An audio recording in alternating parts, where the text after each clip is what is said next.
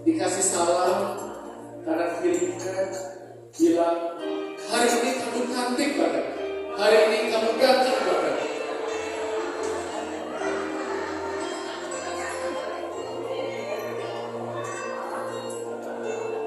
Rasanya kalau kanan kiri doang nggak cukup lah ya, harus keluar dari bangku minimal 7 orang disapa. Hari ini kamu cantik, hari ini kamu ganteng. Dan sambil kita angkat satu lagu pujian, hari ini kita merasa bahagia, hari ini kita merasa sukacita, karena kita bertemu dengan saudara seiman. Amin. Oke. Sambil bertepuk tangan, mari kita angkat lagu pujian. Kita katakan bertemu dalam kasih.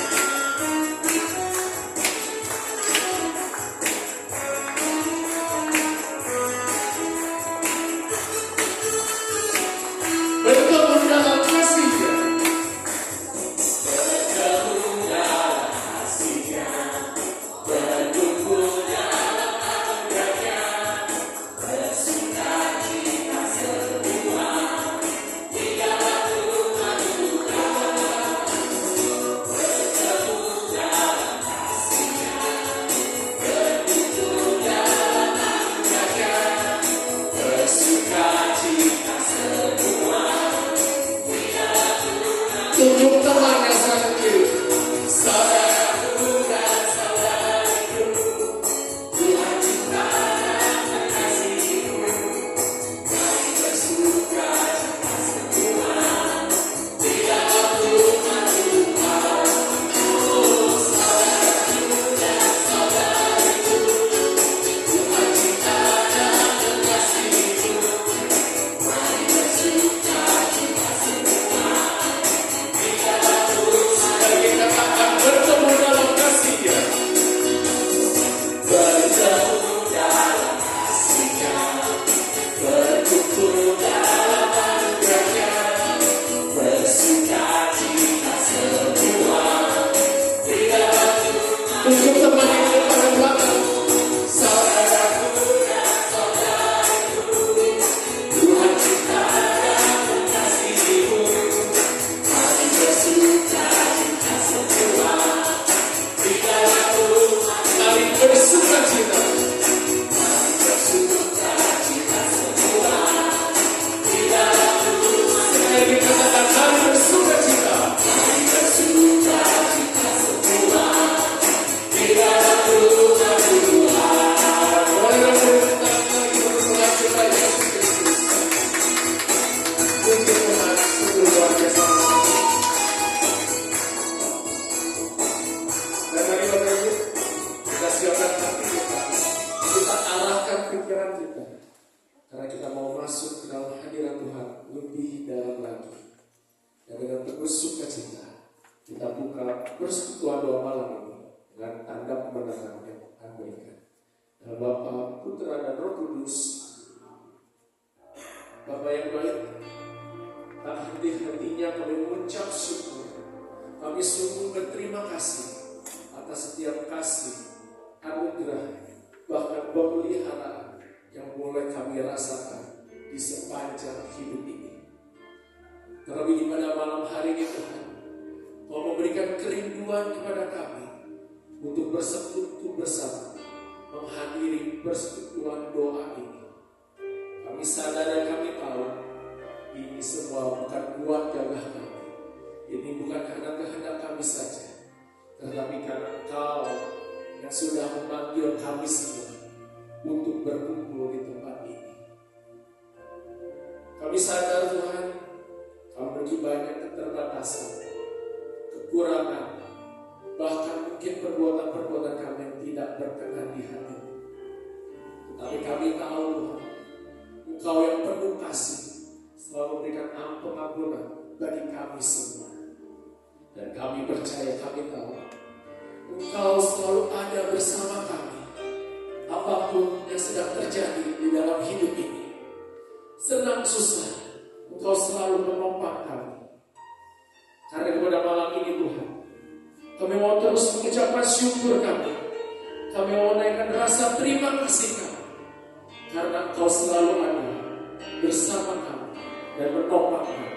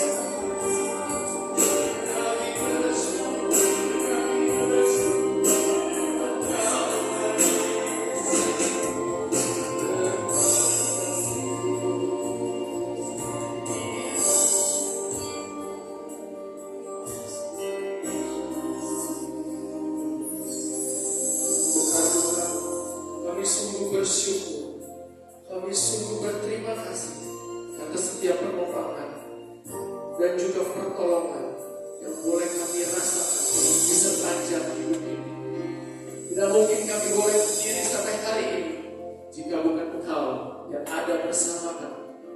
Karena itu Tuhan, pada hari ini Tuhan, kami mau terus bersuka cita bersamamu. Kami mau terus meninggikan dan memuliakan nama-Mu. Karena kami tahu, dan inilah iman kami, bahwa kasih-Mu, kasih Allah tak pernah berkesudahan.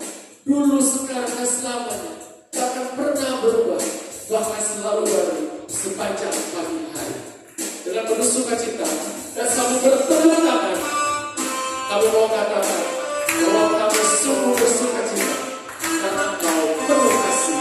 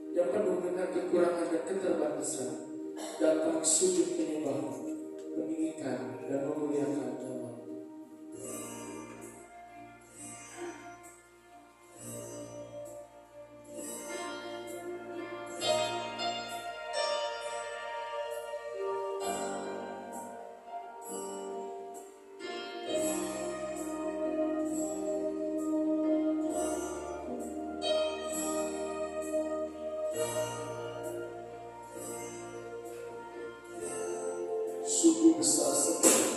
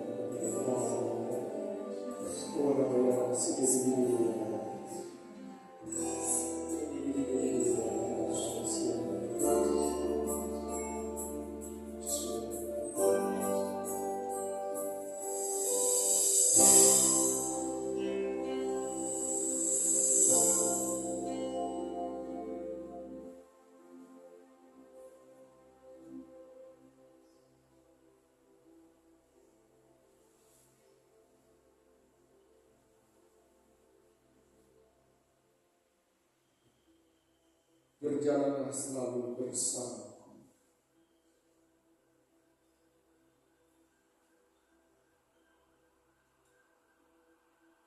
Sebab aku ini yang selalu menyertai engkau.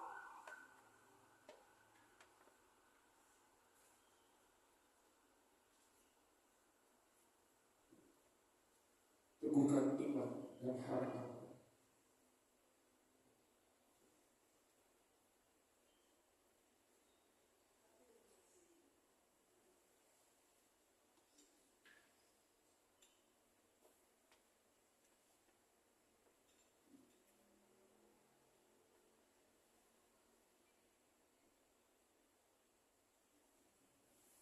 Terima kasih Tuhan atas kekuatan.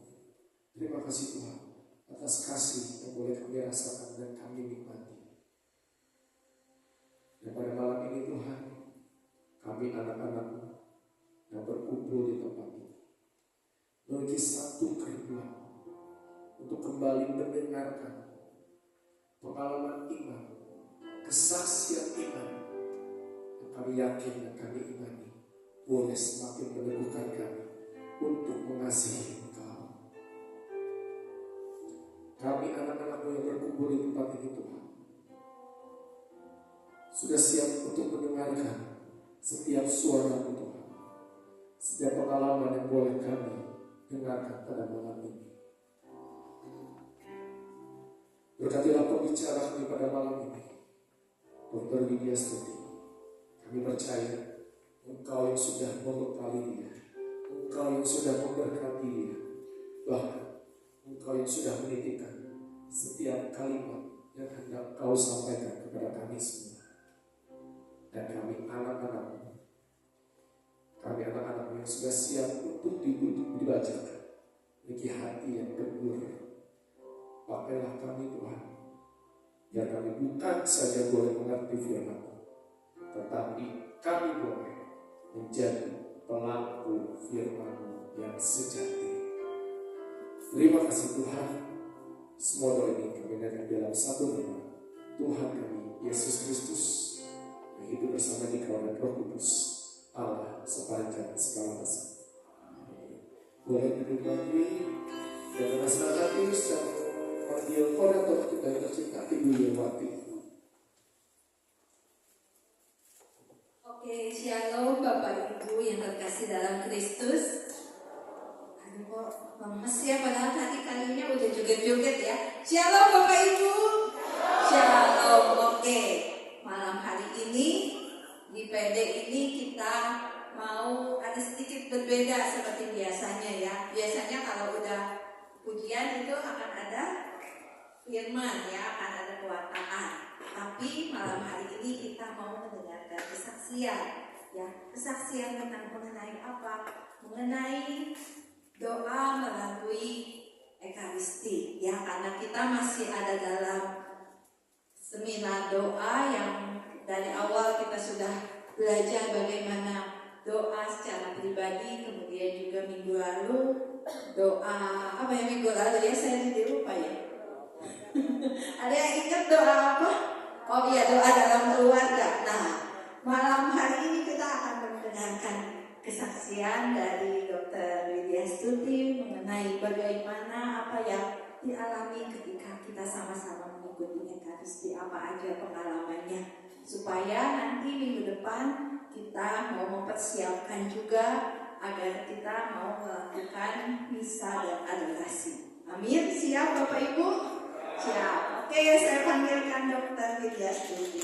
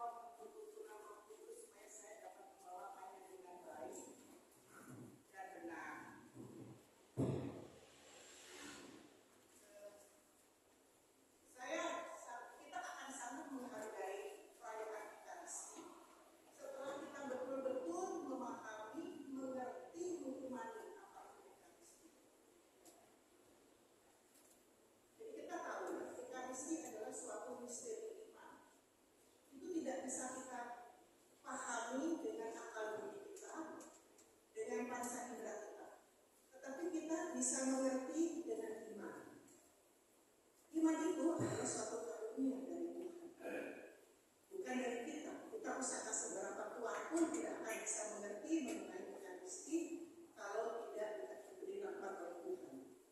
Santo Thomas Aquinas mengatakan, bila panca indera tidak mampu memahami, maka iman akan datang menolong kita. Saya akan mengutip renungan harian yang tulis oleh Pastor Hendra pada tanggal 16 Juni 2024 yang lalu. Di situ saya sangat tersentuh dengan kalimat ini. Pertumbuhan iman adalah suatu proses yang panjang, tidak ada jalan pintas. Agar kita memiliki iman yang dewasa, di mana Allah yang memerintah, butuh waktu dan usaha kita. Supaya seraya memohon rahmat dari Tuhan. Rahmat ini adalah faktor yang sangat penting dalam pertumbuhan iman. Kira-kira semua setuju? Nah, dari ini saya akan menceritakan pengalaman hidup rohani saya. Sangat panjang. Sampai saya dapat mengimani, memahami, mengerti, dan merindukan Ekaristi. Panjang sekali. Tapi saya sangat bersyukur kepada Tuhan. Kita mempunyai Allah yang baik, yang amat baik.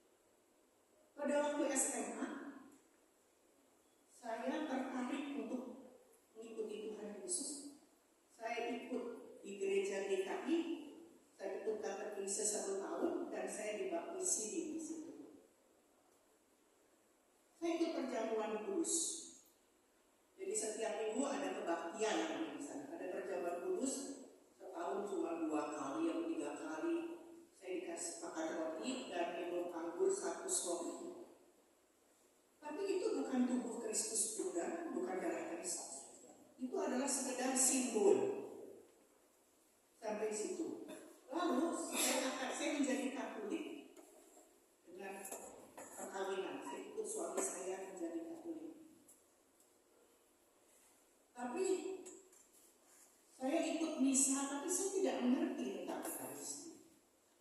Saya ikut aja. Misanya juga tidak setiap minggu. Bahkan waktu saya studi di Jerman, praktis saya tidak pernah ke misa. Saya juga tidak pernah membaca kitab suci. Tidak, apalagi ikut sakramen tempat. Begitulah kehidupan rohani saya. Tapi Tuhan Maha Baik. Tuhan terus menarik saya ke diri. Saya terus ditarik jalannya lembut sekali. Sampai terjadi kejadian tahun 98 di mana suami saya kena stroke berat. Mungkin yang ada di sini juga beberapa teman kesepakatan dengan saya tahu. Di mana suami saya sudah divonis kalau tidak meninggal, ya akan cacat seumur hidup. Pada waktu itu yang mendoakan begitu banyak. Dari Katolik, dari Protestan, karena saya di Borromeus kan banyak suster-suster Katolik, para imam semua mendoakan. Banyak sekali. Nah, di situ hidup saya berubah. Saya mulai mencari Tuhan dengan sungguh-sungguh. Walaupun saya sebelumnya juga berdoa, tapi enggak gimana ya? Kalau menurut saya sih sekarang enggak benar lah gitu ya. Bukan seperti itu seharusnya.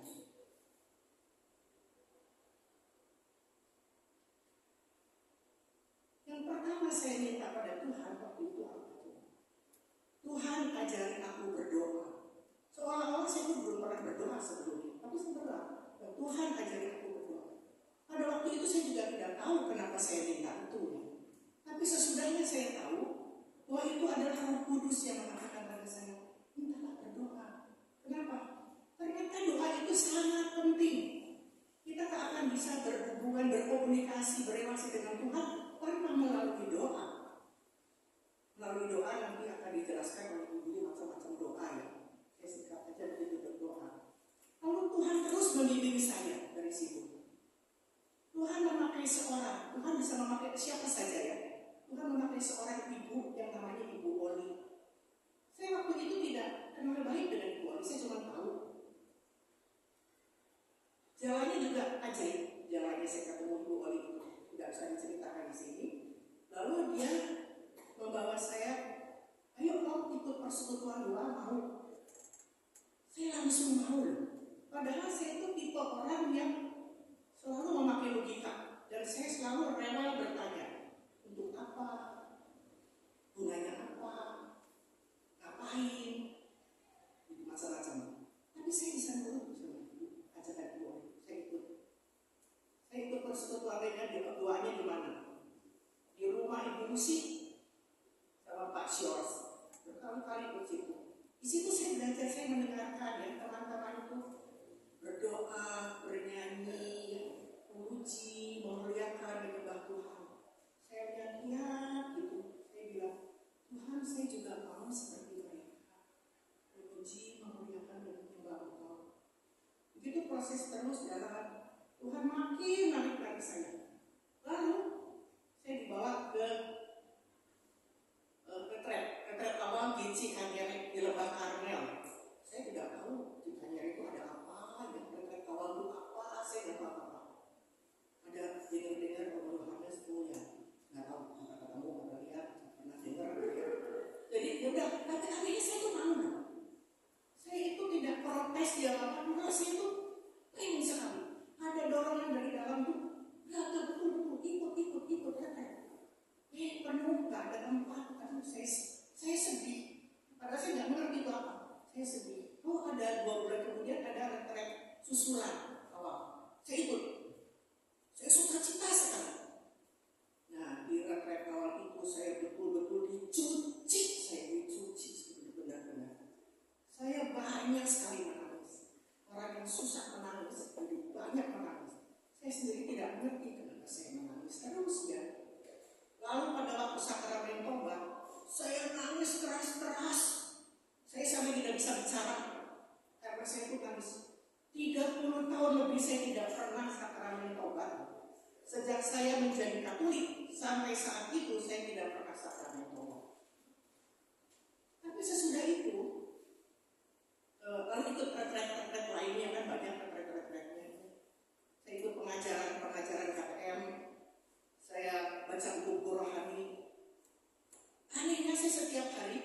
saya rajin berdoa. Pagi, malam, saya sediakan waktu untuk berdoa. Tidak ada seperti dulu, sibuk urus pasien, enggak ada. Ternyata kalau kita mau dan Tuhan memanggil, Tuhan memberi rahmat-Nya, bisa loh. Sanggup. Terus saya baca kitab suci setiap hari. Anehnya, dulu nggak pengen loh baca kitab suci, nggak ngerti.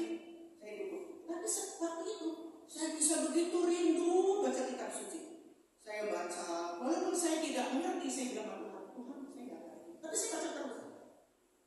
Jadi itulah pengalaman unik dari saya ya, yang tidak pernah saya lupakan bagaimana Tuhan itu membawa saya kepadanya.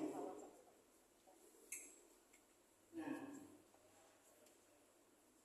sampai pada suatu hari saya itu mengerti betul, paham betul, dan percaya bahwa pada waktu konsekrasi oleh imam, roti dan anggur itu dirubah menjadi tubuh dan darah Kristus. Betul-betulan, bukan simbol lagi. Jadi terjadi transubstansiasi, katakan begitu. Saya berpikir, kalau itu betul-betul tubuh dan darah Kristus yang saya sambut waktu Ekaristi, pertama-tama saya bersyukur sama Tuhan, berterima kasih nggak bisa-bisa. Karena saya mendapatkan yang terbaik, yang paling istimewa, yang paling penting dalam hidup saya. Tidak ada lagi yang penting. Jadi saya harus mengikuti Ekaristi dengan hormat betul-betul, sungguh-sungguh dengan hormat. Tidak lagi seperti dulu, ya ikut, ya enggak, ya asal-asalan, ya udah wajib pergi, ya pergi. Ya beda, sangat berbeda.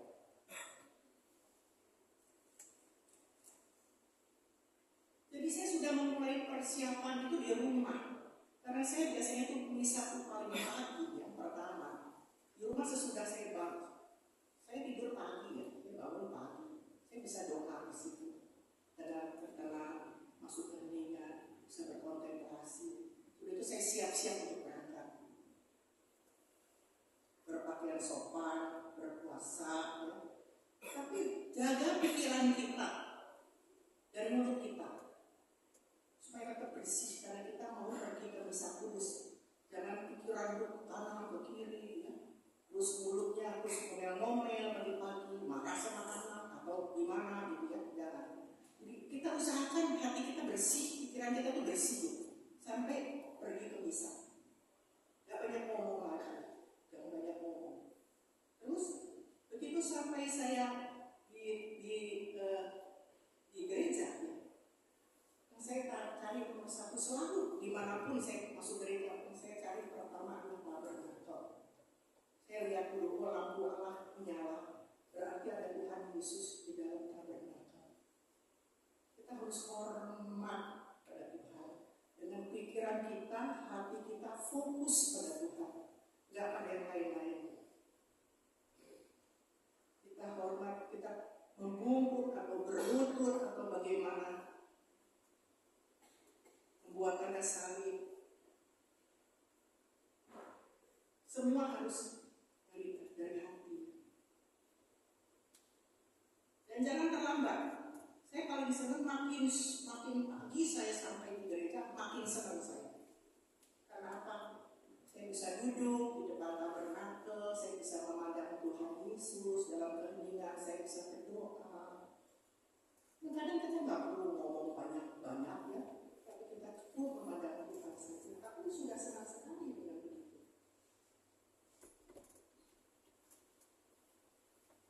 Jadi di seluruh acara misa dari awal sampai akhir itu semua ada suatu rangkaian doa dari kita mulai sampai selesai. Suatu rangkaian doa di mana Tuhan itu hadir di dalam diri imam, dalam diri umat, dalam sabda, dan puncaknya adalah pada konsekrasi.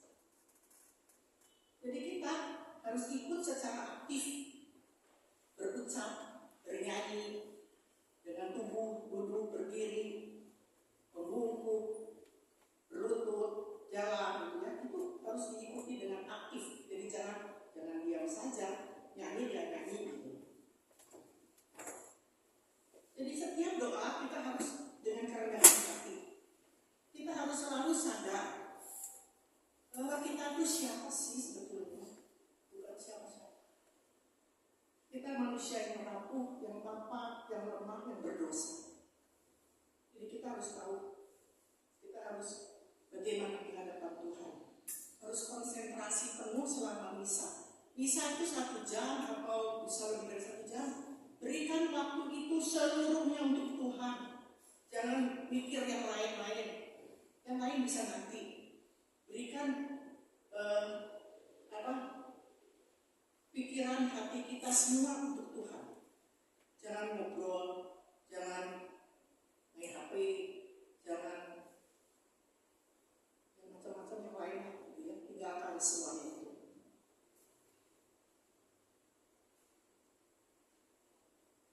Jadi kita harus mengikuti seluruh liturgi itu, dari ritus pembuka, dari sabda, liturgi sabda, dan liturgi ekaristi itu dengan hati yang fokus, jiwa kita kepada Tuhan. Nah, kalau kita sudah sampai konsekrasi, ketika imam mengangkat hostia dan piala suci, umat harus melihat, ya, jangan nunduk, harus memandang. Nah, setelah imam itu menurunkan hostia kudus dan pialanya di atas altar, baru kita menunduk, memberi hormat dengan hikmat. Kalau saya lihat, ya, banyak orang kok nunduk, mungkin karena butuh hormat, tapi aturannya begitu loh yang saya baca lagi, ya. Kita harus memandang.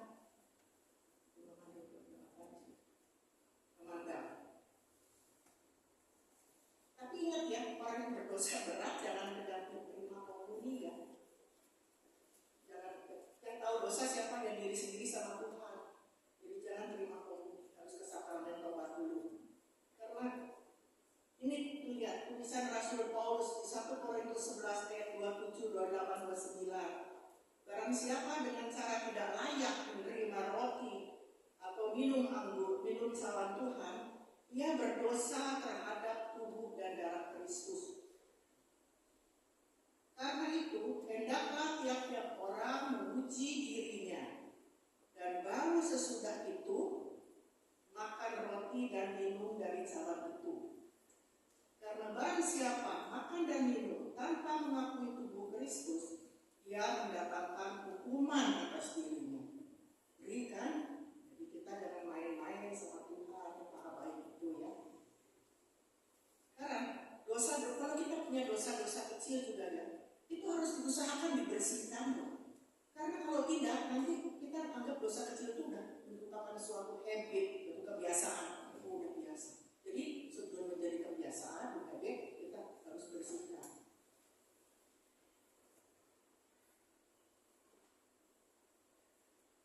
Nah, kita kalau menerima tubuh dan darah Kristus, ya, harus dengan iman, dengan kerinduan, dengan kasih. Karena yang kita terima itu adalah Raja di atas segala raja kita. Kalau kita sungguh mengimani Yesus, ya, dan merindukannya, ya, Tuhan itu masuk ke dalam diri kita itu, ya, dengan sukacita, dengan gembira, dengan semangat. Nanti ada kesaksian semangat. Dan dia itu membawa rahmat pada kita. Makin mengimani kita, makin merindukan, rahmatnya makin besar dicurahkan. Tapi ingat, kita harus fokusnya pada Tuhan, ya, bukan pada rahmatnya, ya. Yang penting ada Tuhannya. Tuhan pasti memberi rahmat. Nah, kalau kita masuknya asal-asalan, menerima komuni asal-asalan, pikiran kemana-mana, dapat ini kewajiban saya terima, orang lain terima, saya juga terima, nggak apa-apa, santri, gitu. Itu nggak benar. Tuhan itu masuk ke dalam diri kita, tapi itu ditarik-tarik, dia bukan paksa, tapi masuk. Ini ada suatu cerita dari Santa Margherita Maria Alacoque, ya, yaitu mendapat vision. Jadi kalau kita tuh dengan iman dan kerinduan menerima tubuh Kristus, Tuhan itu tadi masuknya dengan sangat semangat gembira. Kebalikannya, seperti ditarik-tarik pakai tali yang dia lihat. Jadi itu Tuhan untuk menyatakan kepada kita semuanya bahwa kita harus menerima Dia dengan sungguh-sungguh percaya, rindu, dan kasih kita pada Tuhan. Kecepatan nggak sih? Nah, Kalau sudah terima komuni,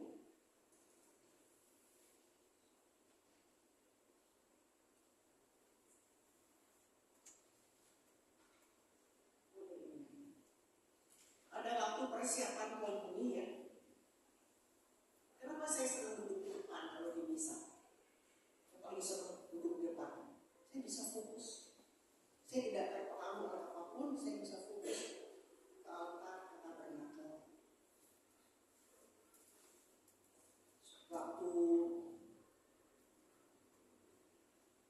Waktu konsekrasi saya bisa lihat, pada waktu doksologi saya bisa lihat, pada waktu persiapan komuni, waktu emang mengatakan lihatlah anak domba Allah, lihatlah dia yang menghapus dosa, saya bisa lihat terus. Senang sekali. Kalau di belakang kan banyak terhalang orang-orang. Jadi pada waktu imam mengatakan, lihatlah anak domba Allah yang menghapus dosa dunia, lihatlah dia. Jadi kita harus melihat. Pastor juga udah bilang lihat ya. Jadi jangan menunduk. Terus kan pastornya bilang, berbahagialah saudara-saudari yang diundang ke perjamuan anak domba. Lalu umat kan menjawab ya, Tuhan, saya tidak pantas Tuhan datang pada saya, tetapi bersabdalah saja, maka saya akan sembuh. Sorry ya, kita harus mengucapkan itu pelan sekali dengan hati kita. Di sini cepat sekali. Yang saya lihat pelan itu di mana? Di Romo, di Cikadari. Dia mengatakan, kalau kita ini kan umat yang jawab, tapi dia memandu kita. Dia juga ngomong, Tuhan, saya tidak pantas Engkau datang kepada saya, tetapi bersabdalah saja, maka saya akan sembuh. Sering diulang sampai 2 kali. Tuhan, saya tidak pantas. Dan waktu itu banyak sekali terjadi penyembuhan. Gimana tahunya? Mereka bersaksi. Yang disembuhkan itu bersaksi. Dan kesaksian-kesaksian itu dikumpulkan dalam buku. Jadi kita bisa baca bukunya. Kesaksian iman yang luar biasa dari orang-orang yang di situ. Jadi itu menambah kekuatan iman kita ya. Saya senang sekali baca buku-buku rohani. Banyak sekali. Kenapa? Menguatkan iman kita. Kesaksian-kesaksian itu menguatkan iman kita. Jadi saya senang sekali baca. Walaupun sekarang enggak ya, katanya udah sampai tua. Jadi itu Tuhan. Dan kita nggak bisa. Kalau pasurnya cepat kita nggak bisa. Dan dia udah selesai ya, udah ikutin aja. Seperti yang di sini. Nah, sekarang udah ya tadinya jadi setelah menerima komuni berdoa. Jangan ngobrol, jangan tengok-tengok, jangan ngapain lagi main HP apa jangan. Berdoa, bersyukur telah mendapatkan yang terbaik, terindah, teristimewa, terpenting, yang paling berguna untuk hidup kita, Tuhan sendiri. Terus bersyukurnya, berdoa. Makanya saya senang duduk di depan, kenapa? Saya doanya bisa lama. Kalau saya duduk di belakang kan selesai, udah kan? Baru juga mau apa, udah selesai. Saya duduk di depan supaya bisa lama berdoanya. Sekarang mengenai kuasa Ekaristi ya. Kuasa Ekaristi itu mengubah kita pelan-pelan. Kita menjadi manusia yang lain dari dulu. Saya mengalami sendiri. Itu kalau saya katakan nanti dikatakan sombong, yang itu gak usah ngomong. Semua juga tahu. Ya, kalau saya dulu itu tidak sabaran orangnya, cepat marah gitu ya, emosional. Semua tahu.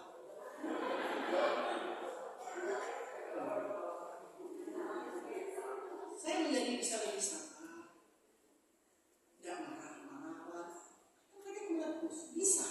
Jadi belum sempurna, masih jauh dari sempurna, tapi udah berubah, bisa menahan emosi.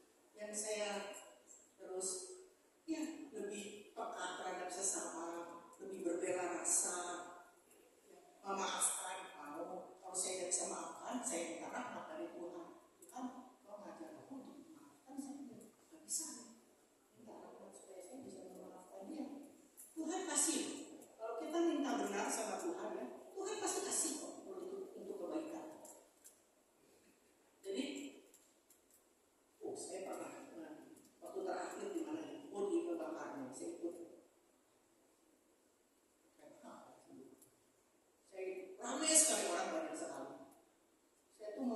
es krim, kopi, enak di sini.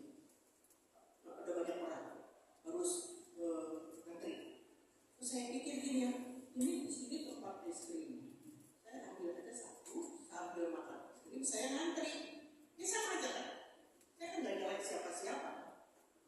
Oh, dibentak loh sama si ibu. Tahu, nggak boleh ngantri. Ya udah ngantri. Coba dulu. Terus saya aku di atas.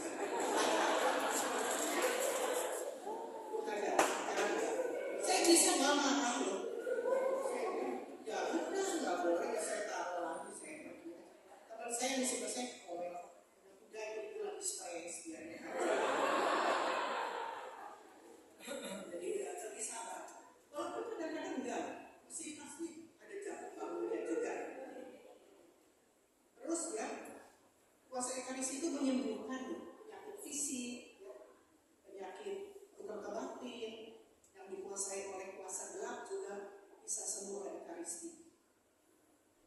Saya punya teman ya, dia itu Katolik, dia itu senang belajar ilmu hitam. Wah, mendalami luar biasa sampai usahanya bangkrut. Lalu dia tuh bisa melihat setan-setan, jin-jin, dia bisa lihat di kuburan kemana-mana gitu ya. Nah, tapi istrinya doa terus supaya dia lepas dari kuasa gelap itu. Tuhan bilang lagi apa? Ikut Ekaristi setiap hari. Dan dia jangan begitu. Dia bilang berat sekali itu pertempuran antara Tuhan sama si jahat itu luar biasa. Tapi akhirnya dia lepas. Dia sembuh. Dia jadi prodi yang aman. Nah, si Benny Hinn, semua tahu ya Benny Hinn ya? Tahu ya?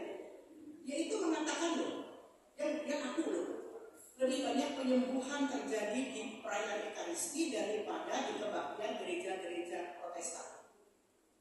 Ya sekarang ada pasif, nggak tahu kenapa, nggak banyak lagi ini. Di Amerika Serikat, lama yang lalu ya,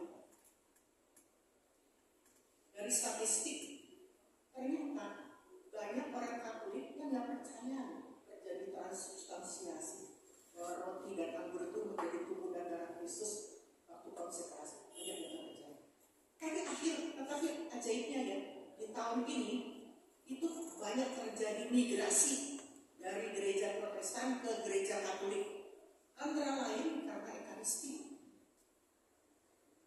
Tuhan bekerja, Roh Kudus yang menggerakkan semua, bisa sampai terjadi seperti ini. Ya bersyukur, kita doakan terus supaya makin banyak.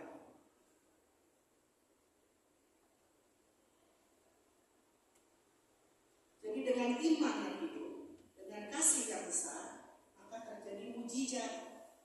Jadi harus benar-benar percaya dan ada kasih.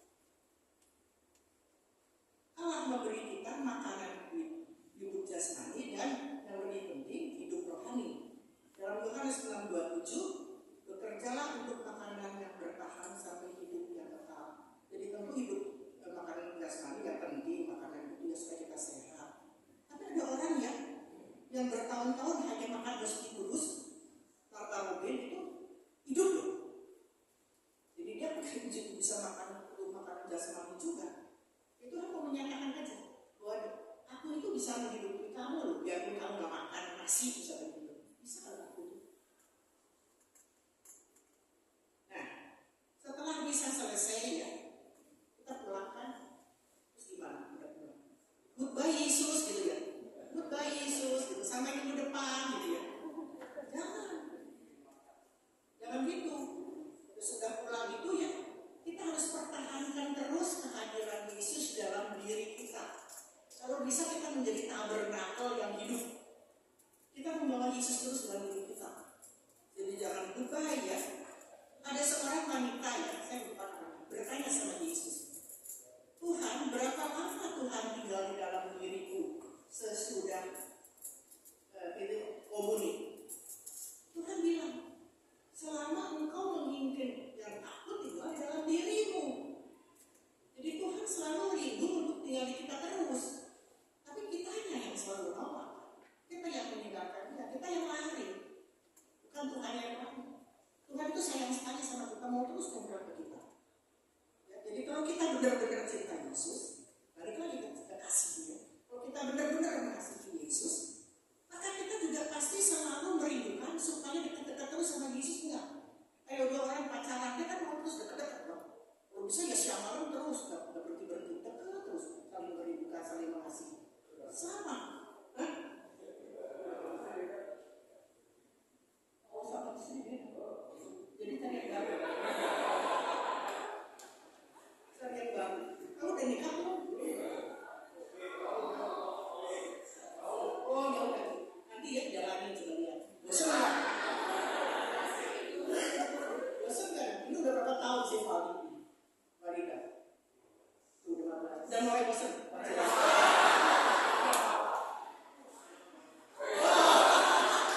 Ini nih provokator ini.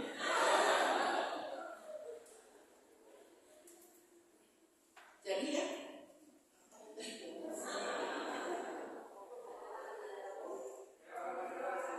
Oh ya, sebelum minggu. Jadi Yesus itu kan udah kekasih jiwa kita kan?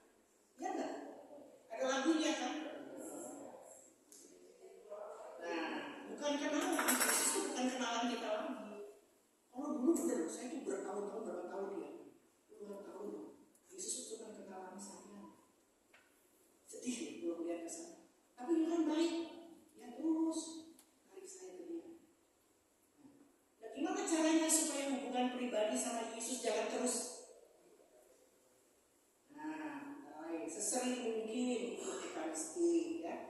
Doa teratur, baca kitab suci tiap hari, ya. Baca buku-buku rohani, difusi rosario, kerahiman ilahi, masuk dalam doa dalam jam kerahiman, ikut persekutuan doa, ikut pengajaran, retret. Banyak sekali yang disediakan oleh gereja Katolik. Sangat banyak sarananya untuk terus dekat sama Tuhan. Makanya kalau kita nggak pakai ya, sayang dan sedih. Ada orang pun suka nanya begini, kok suruh doa terus tuh kapan kerjanya ya? Sebetulnya ya, doa itu nggak perlu panjang-panjang kalimatnya. Kalau kita banyak kesibukan, sebut aja nama Yesus. Yesus. Tapi sebutnya dengan hatimu yang di bibir. Bunda Maria di Medjugorje mengajarkan, pray with your heart. Doalah dengan hatimu. Walaupun itu terucap satu kata Yesus. Jadi itu sudah doa. Jadi kita bisa di mana aja, waktu masak bisa, waktu setir mobil bisa, waktu jalan sendirian bisa, waktu berkebun juga bisa. Sebutkan terus nama Yesus. Itu yang disebut dengan doa yang tak putus-putus, begitu. Gak putus-putus. Jadi kita bisa di mana saja berdoa. Nah, jadi kita tuh ya harus menjaga hidup kita, pikiran kita, mulut kita, tingkah laku kita, panca indera kita, pikiran yang positif, ya, bicara pantas, jangan melukai orang lain, jangan bergosip, jangan menghakimi, jangan bicara kasar, kendalikan mata, kendalikan tangan, jangan colek-colek gitu ya. Hindari perbuatan amoral. Banyaklah yang mesti diajari, ini banyak sekali, ini mah hanya sebagian kecil aja. Itu semua perbuatan dari kan Tuhan bilang, tinggalkan perbuatan dari hiduplah dalam bimbingan Roh Kudus, yaitu yang diminta terus dibimbing oleh Roh Kudus. Jadi gini, saya tidak pernah menyesal pindah ke Katolik. Tidak pernah menyesal. Kenapa? Karena saya tahu di sini saya dapat yang paling istimewa, sakramen Maha Kudus.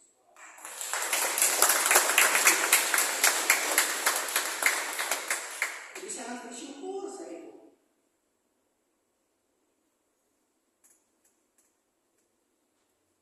Nah, pernah dengar nggak tentang Carlo Acutis? Tahu kan? Itu Beato Carlo Acutis yang 16 tahun meninggal dunia karena leukemia. Ya. Itu membuat buku tentang mujizat Ekaristi. Bukunya bagus, dari obor. Di sini kan nggak ada obor ya. Bagus kan? Jadi orang yang masih masih ragu bahwa terjadi transubstansiasi, belum tentu yang hadir di sini saya harap semuanya udah yakin semuanya sehat. Tapi yang masih ragu, bacalah buku itu. Itu dari tahun 1200 sekian itu mujizat itu sampai sekarang. Nah, sebentar lagi dia akan dikanonisasi dalam tahun jubilium, sebentar lagi dia menjadi santo. Dia mengatakan Ekaristi adalah jalan menuju surga. Si kecil itu bilang. Saya bacain ya, ada 8 poin untuk mencapai kekudusan menurut Karl Acutis. Kita harus menginginkan kekudusan dengan sepenuh hati. Saya baca ini juga iya ya. Apa saya pernah ngomong sama Tuhan, Tuhan saya mau jadi kudus, saya mau jadi kudus. Pernah saya ngomong gitu. Tapi udah gitu ya enggak. Tapi saya diingatkan lagi, kita harus menginginkan kekudusan dengan sepenuh hati. Kalau kita nggak punya keinginan itu, kata dia ya, mohon rahmat Tuhan. Ngerti ya? Terus rayakan misa kudus setiap hari, menurut dia ya. Bersatu dalam komuni kudus. Ketiga, berdoa rosarium setiap hari. Keempat, bacalah paling sedikit kisah dari kitab suci setiap hari. Jadi pokoknya baca kitab suci lah setiap hari. Kelima, luangkan waktu sedikit untuk adorasi sakramen Maha Kudus. Keenam, ngaku dosa setiap minggu. Juga akukan dosa-dosa kecil. Ketujuh, minta pada Yesus, Bunda Maria, kemampuan untuk menolong orang lain dan persembahkanlah pada Yesus dan Bunda Maria kebaikan itu. Nomor 8, mintalah malaikat pelindung untuk selalu membantumu sehingga malaikatmu itu menjadi sahabat terbaikmu. Ada yang punya pengalaman gak sama malaikat pelindung? Kita semua punya. Ada yang punya satu dan punya dua. Karena Tuhan kasihnya bagaimana. Saya dulu kan pernah udah lama ya. Saya tuh punya malaikat pelindung. Saya tuh pengen kenal sama malaikat pelindung. Saya punya gitu ya. Karena kalau saya baca ya, pastor sahabat yang dari Kanada itu ya, dia tuh bisa ngomong sama malaikat pelindungnya. Malaikat pelindungnya sungguh-sungguh powerful. Dia bilang malaikat pelindungnya kecil-kecil ya, tapi kuatnya setengah mati. Karena dia itu sering diganggu oleh si roh jahat ya. Malaikat pelindungnya sangat membela dia. Dia saya juga kepengen dia malaikat pelindung saya, pengen kenalan namanya siapa sih? Setiap malaikat pelindung kayak kita loh punya nama. Aku nggak pernah dikasih sama Tuhan. Saya lihat malaikat pelindung nggak boleh. Mungkin takut saya melekat pada malaikat pelindung. Ya nggak? Kita kan nggak boleh melekat sama Tuhan. Jadi saya nggak dikasihnya. Ya nggak apa-apa. Yang penting kita tahu kita punya malaikat pelindung. Ya bilangnya selamat pagi. Saya setiap hari bilang selamat pagi. Selain sama Allah Tritunggal ya, sama Bunda Maria, sama Bapak Santo Yosef, sama para rasul, saya sebutin sama orang-orang kudus semuanya yang di surga, sama semua malaikat Tuhan, dari malaikat pelindung, sama malaikat agung semua. Selamat malam. Nah, nyapa aja gitu. Ya udah cuma selesai. Diri cukup nggak gitu? Saya nggak ngasih pengajaran, ini kan kesaksian. Ya, terima kasih untuk mau mendengarkan.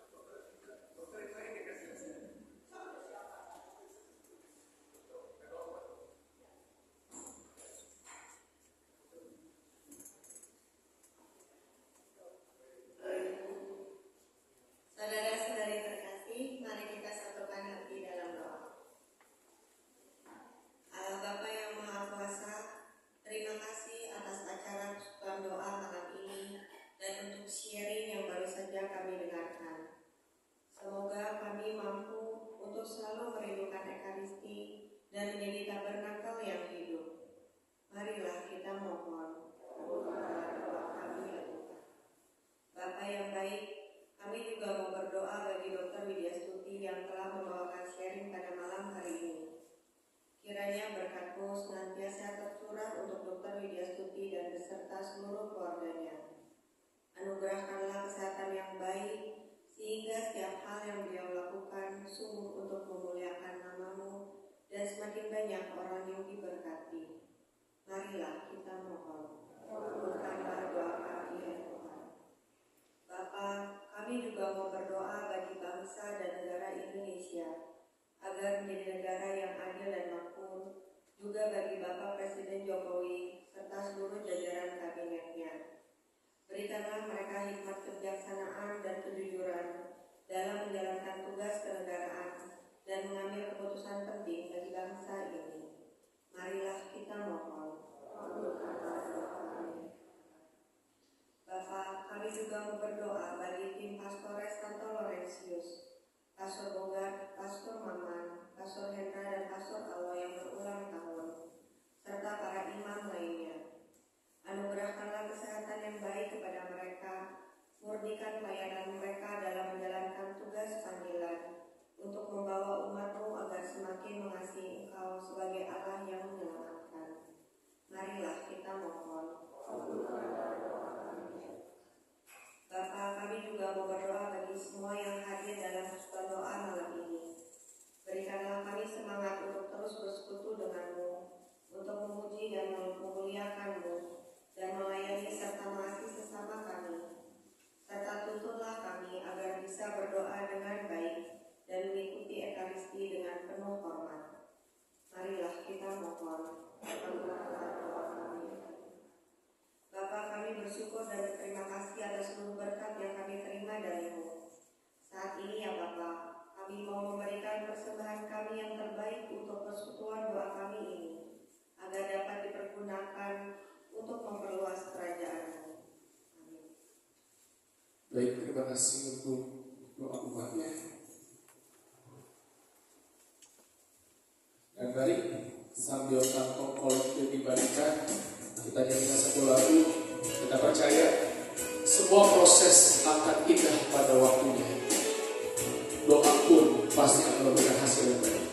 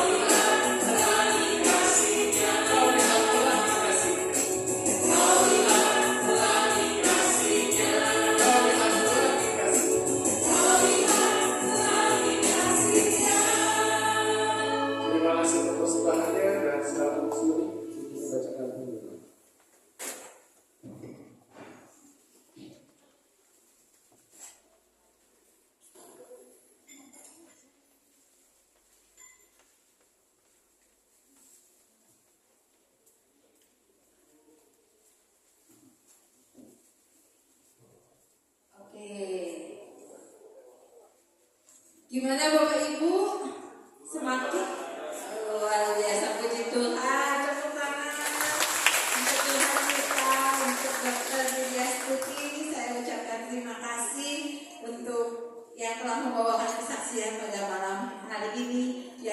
luar biasa kita jadi diingatkan bahwa ternyata Ekaristi itu adalah sungguh luar biasa ya, sungguh puncak dari semua doa kita. Oleh karena itu, setelah malam hari ini kita sama-sama rajin ya ke Ekaristi, amin.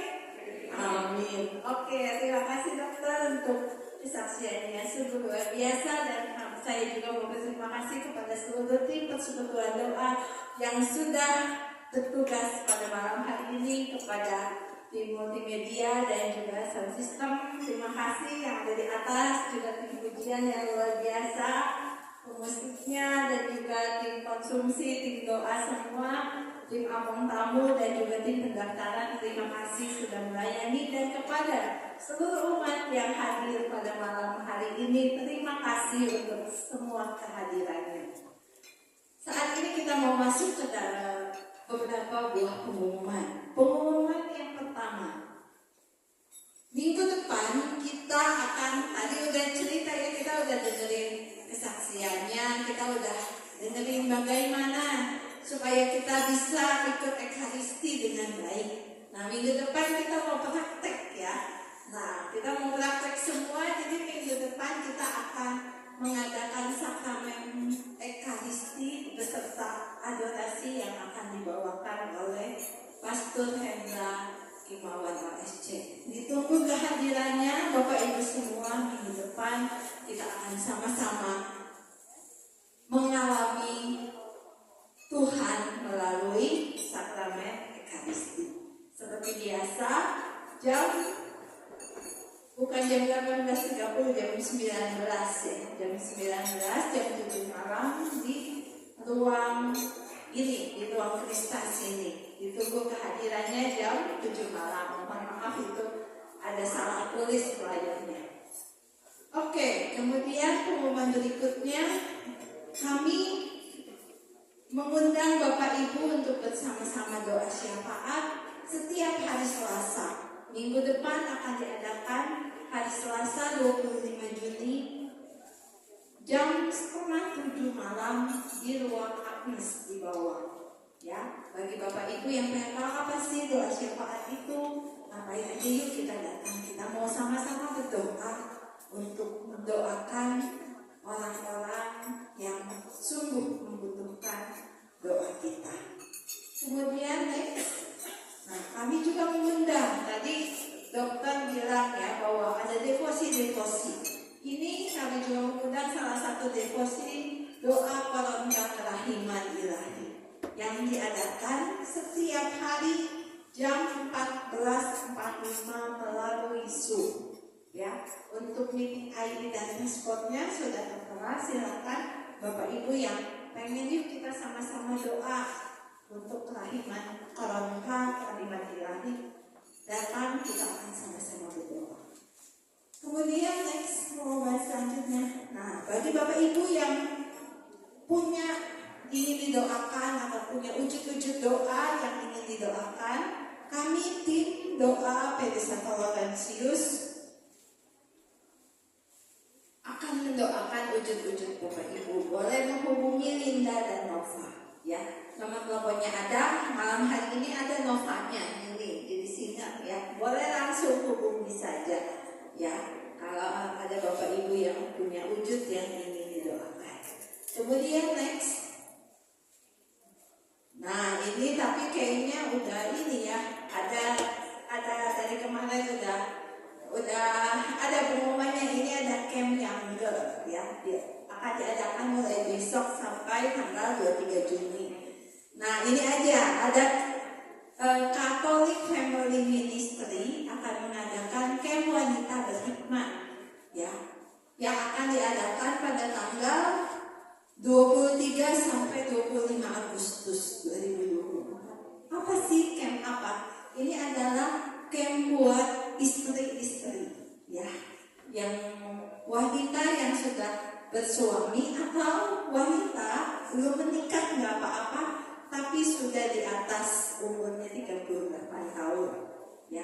Mari ikuti camp ini karena sungguh melalui camp ini banyak jiwa-jiwa, banyak keluarga dipulihkan. Amin.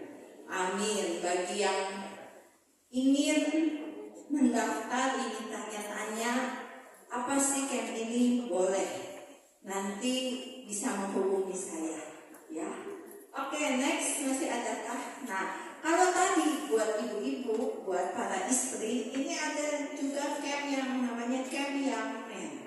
Camp Young Men itu camp buat pria yang berumur 18 tahun sampai 35 tahun dan belum menikah.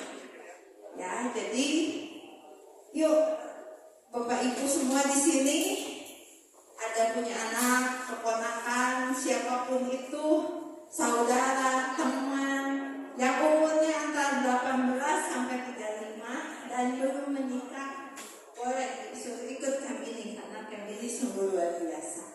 Banyak juga orang muda, laki-laki yang dipulihkan. Amin.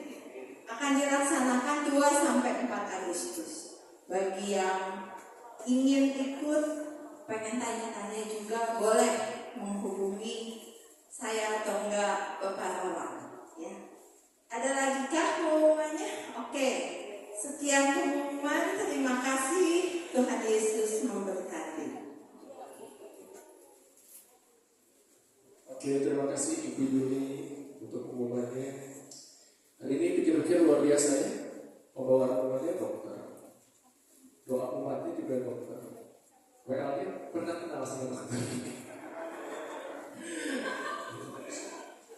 Oke, Bapak Ibu, mari kita tutup persekutuan awal ini dengan doa. Bapak yang baik, Bapak yang kenal, terima kasih Tuhan atas kesaksian yang boleh kami rasakan pada malam ini. Kembali kami boleh diingatkan bahwa melalui ekaristi mujizat akan sangat dekat pada kami. Melalui ekaristi kami boleh menjadi manusia-manusia baru yang lebih meninggalkan kedagingan dan semakin serupa dengan Allah. Biar apa yang kami dapatkan pada malam ini boleh menjadi bekal bagi kami untuk menjalani kehidupan ini. Sebentar kami akan pulang ke rumah masing-masing. Kami butuh renungan, kami butuh bimbingan. Biarlah esok pagi pun kami boleh bangun dan keadaan sehat dan penuh sukacita. Terima kasih Tuhan. Kemuliaan kepada Bapa dan Putra dan Roh Kudus. Sekarang. Bapa, Putra dan Roh Kudus. Amin. Saya undang Bapak Ibu untuk bangkit berdiri sambil bertepuk tangan. Orang-orang yang berdoa dan setia kepada Tuhan pasti mendapat sukacita. Amin.